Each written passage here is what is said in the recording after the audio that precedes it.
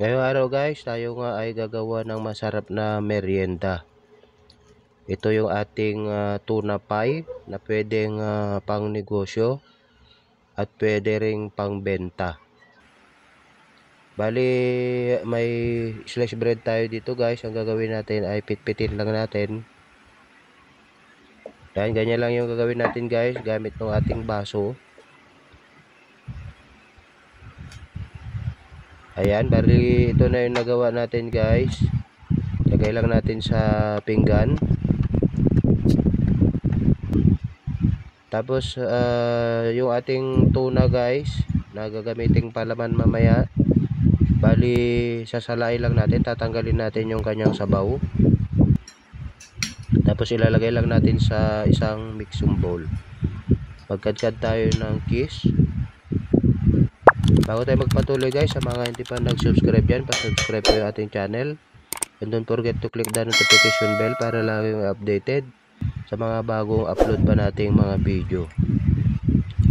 Bali maglagay tayo ng cheese sa ating tuna, maglagay ng hiniwang sibuyas, paminta, tapos kaunting asin.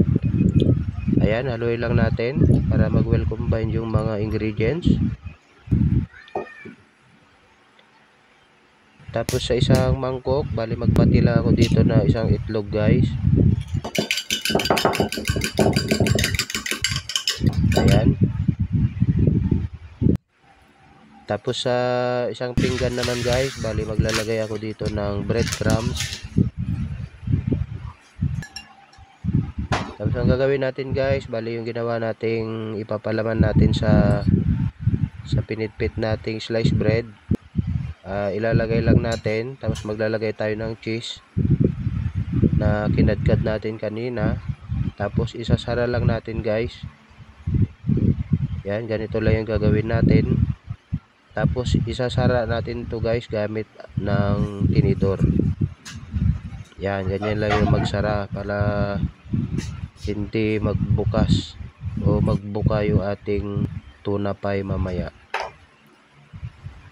At ito na guys yung ating nagawa. Bali ito gawin natin, isaw-saw natin sa ating binating itlog kanina. Yan, tapos ipapagulong natin guys sa ating breadcrumbs. Yan, para makoted lahat. Yan, ganyan lang guys yung gagawin natin. At ito na guys yung ating nagawa.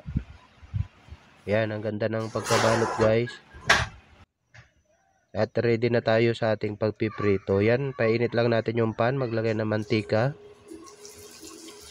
Tapos iprito lang natin to guys sa mababang apoy ng kalan, dahil yung ating breadcrumbs ay mabilis lang ito masunog. Yan, kailangan mahina lang yung apoy natin guys. Pagluto na yung kabilang side, pwede na nating baliktarin. At iluto natin to guys hanggang mag golden brown siya.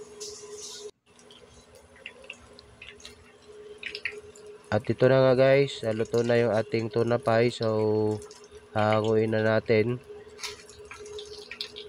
Hindi ko na i-video guys yung iba pang ipiprito natin para hindi nahaba yung ating video.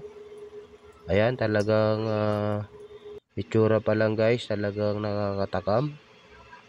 At ito na guys yung ating recipe ngayong araw, yung ating tuna pie na masarap na merienda at pwede rin gawing pang negosyo. Alright, thank you so much. At God bless all.